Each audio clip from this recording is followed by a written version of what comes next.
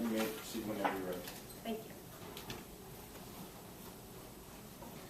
Ladies and gentlemen, tonight the people have attempted to convince you that it was Adrian Vega that was driving the Bueller GT at the time of the accident on April 19th. Despite their claims, they are wrong, and I urge you not to let them fool you. They claim to have met the burden of proof, but they have not. What they have presented is a case that is based on assumption and lacks any physical evidence that places my client in the driver's seat at the time of the accident. First, let's consider the state of the victim at the time he claimed to see Adrian Vega as the driver. Cameron Douglas was looking down. He was wearing earbuds, and therefore admitted that he was distracted by his music. His headlamp focused his vision on the ground directly in front of him, and only lighted the ground. Now, it has also been testified that multiple street lamps were out on the intersection and the night was dark and cloudy. The accident happened in a split second, and Cameron Douglas looked up into the blaring lights of the Bueller GT. Now, Cameron Douglas was not able to identify the facial characteristics of the driver and couldn't even determine if there were one or two people in the car, nonetheless the driver. Cameron Douglas merely associated the Bueller GT with Adrian Vega due to her inherent bias towards the Vega family. Now, Cameron Douglas also gave this statement to Officer Kelly Wright when she was suffering from a concussion in the hospital.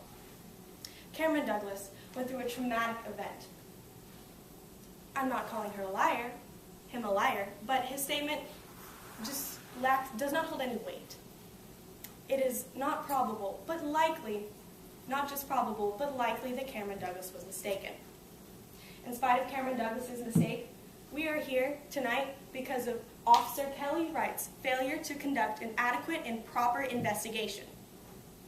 The officer only conducted one interview with my client, and that was hours after the accident. Officer Kelly Wright did not listen to anything Ms. Vega had to say, nor her explanation of the night's events. Ms. Vega stressed that it was not her, but Tony DeLuca who was driving at the time of the accident. But Officer Kelly Wright did not seem to care. Instead, he conducted his investigation off the bias statement of Tony DeLuca. And as we have found, it is equally likely that Tony DeLuca was driving the car at the time of the accident. Now the people claim that Ms. Vega had, her whole life was at stake. Her chance of being an Olympian was at stake. But take into consideration that DeLuca admitted that her future was at stake as well. Now, Quinn Liu testifies to seeing the Bueller GT hit Cameron Douglas. It's an undisputed fact that the Bueller GT was involved in the accident. But what the people have failed to acknowledge is that Quinn Liu could not see the facial characteristics of the driver. She claimed to have seen a shirt matching Adrian Vega, as well as the glow of a cell phone, in addition to a hat. But as we have found, white and light blue are similar colors. Tony DeLuca and Adrian Vega were wearing similar shirts. Adrian Vega also states that Tony DeLuca took the cardinal and gold baseball cap during the duration of the ride. Also, no text messages could be recovered that backed Quinn Liu's statement and could place Adrian Vega in the driver's seat at the time of the accident. Also to note, Dallas DeCamp was unable to identify the facial characteristics of the driver. She did, however, call the station multiple times trying to offer additional evidence, but time and time again she was denied. Aubrey Fox also came forward and testified that she saw Tony DeLuca outside the driver's side of the Bueller GT moments before the car left the school. Aubrey Fox also stated that Tony DeLuca has a habit of running stop signs, as the case in this trial. Now, did Officer Kelly Wright take any of this into consideration? No, he did not.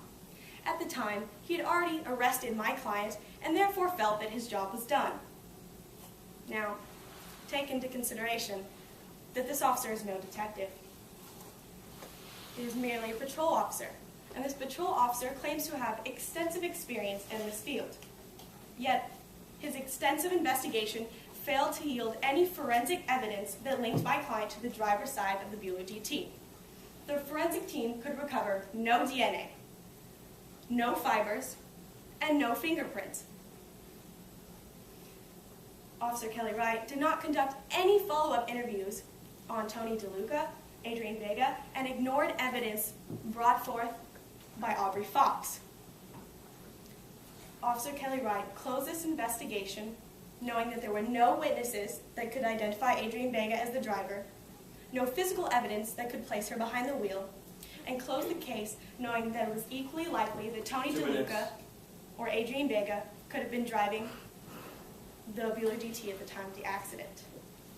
Now, this may have been enough for Officer Kelly Wright, but this is not enough to prove beyond a reasonable doubt that Adrian Vega was driving the Bueller GT at the time of the accident.